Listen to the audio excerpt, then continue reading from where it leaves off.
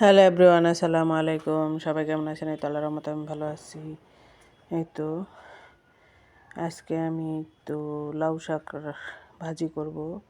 লাউ শাক, সিম, আলু একসাথে ভাজি করব। আগে সমস্ত কিছু সিদ্ধ করে নিব, তারপর আমি রসুন, পেঁয়াজ, কাঁচামরিচ দিয়ে আমি বাগার দিয়ে দেব। তো সব কিছু আমি সিদ্ধ করে নিচ্ছি।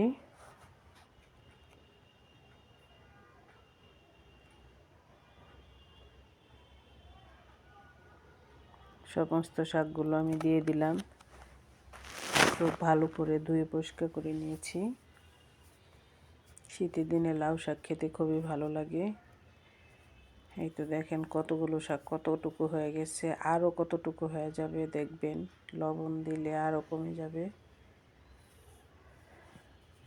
শাক দেখতে দেখা যায় অনেকগুলো, কিন্তু রান্না করার পর অল্প একটু হয়ে যায়। যাই হোক, এই তো লবণ দিয়ে দিলাম, দেখবেন এখন আরও কমে যাবে, একদম অল্প হয়ে যাবে।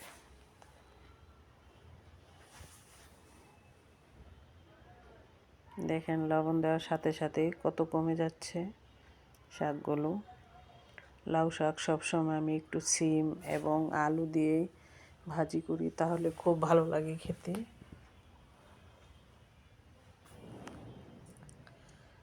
এই তো সিদ্ধ করা হয়ে গেছে। এখন আমি পেঁয়াজ, কাঁচামরিচ, রসুন দিয়ে বাগার দিয়ে দেব।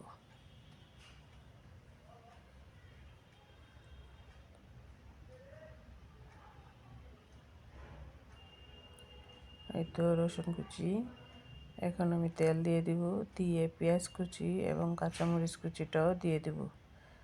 সমস্ত কিছু দিয়ে দিয়েছি, দিয়ে এখন অপেক্ষা করব ব্রাউন কালার হওয়া পর্যন্ত। ব্রাউন কালার হয়ে আসলে আমি শাকগুলো সব দিয়ে দেব। লাউ শাক খেতে কে কে পছন্দ করেন? লাউ শাক কিন্তু শীতের দিনে বেশি খুব ভালো লাগে। শীতের মধ্যে লাউ শাকটা টেস্ট খুব ভালো লাগে খেতে। শীতের মধ্যে বিভিন্ন প্রকারের সবজি পাওয়া যায়, বিভিন্ন সবজি খেতেও ভালো লাগে শীতে।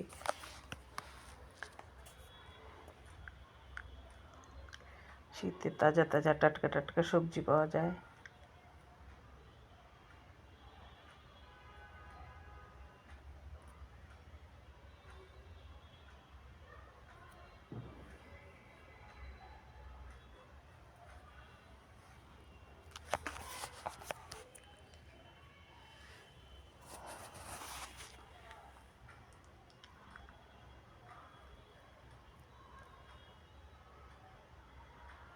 এই তো এখন আমি শাকটা দিয়ে দেব, দিয়ে ভালো করে ভেজে নেব।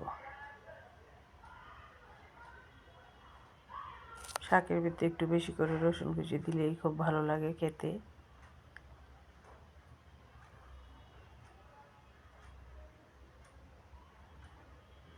ভালো করে খুব নাড়াচাড়া করে দিচ্ছি। দেখেন কতটুকু হয়ে গেছে শাক।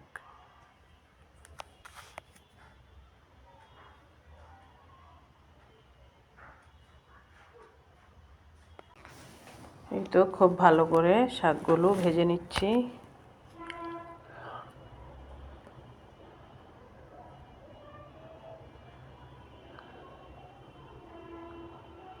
যারা যারা আমার ভিডিও দেখেন, সবাই আমার রান্নাটা কেমন লাগে জানাবেন। আমার শাক রান্নাটা কেমন হয়েছে। শাকটা কিন্তু খুব মজা ছিল। যদি ভালো লেগে থাকে তাহলে শেয়ার করে দিবেন আর কমেন্টের মাধ্যমে জানাবেন।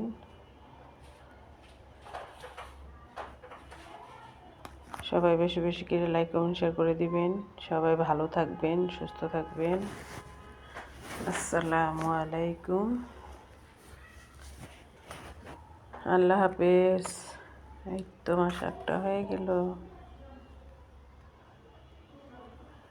অসাধারণ একটা শাক।